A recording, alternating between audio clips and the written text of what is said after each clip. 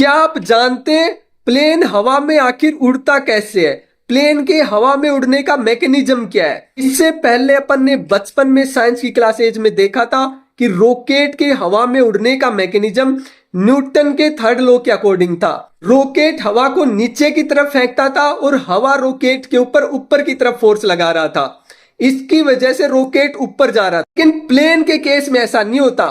Plane के engine हवा को पीछे की तरफ फेंकते हैं, नीचे की तरफ नहीं, जिससे प्लेन आगे की तरफ चलता है। तो यहां पे दो मैकेनिज्म काम करते हैं।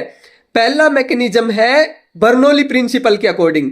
जब प्लेन हवा में उड़ता है तो बर्नौली प्रिंसिपल के अकॉर्डिंग उसके विंग्स के स्पेशल शेप की वजह से विंग्स के ऊपर जो हवा होती है उसका प्रेशर कम हो जाता है, क्योंकि ऊपर की हवा की स्पीड ज्यादा होने से वहां प्रेशर कम होता है, और विंग्स के नीचे की तरफ की हवा का स्पीड कम होने की वजह से प्रेशर ज्यादा होता है। जब नीचे प्रेशर ज्यादा होता है, ऊपर प्रेशर कम होता है, तो ये अपवर्ड डायरेक्शन में लिफ्ट मिलता है प्लेन को, इसकी वजह से।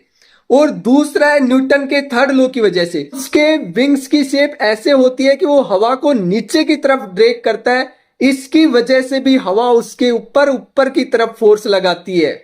तो प्लेन के हवा में उड़ने के लिए दो मैकेनिज्म काम आए, बर्नौली प्रिंसिपल और न्यूटन का थर्ड लॉ। क्या आपको ये चीज पता थी पहले से? अगर नहीं पता थी तो साइंस के ऐसे ही फैक्ट जानने के लिए चैनल को सब्सक्राइब कर ले और चैनल से जुड़े रहे।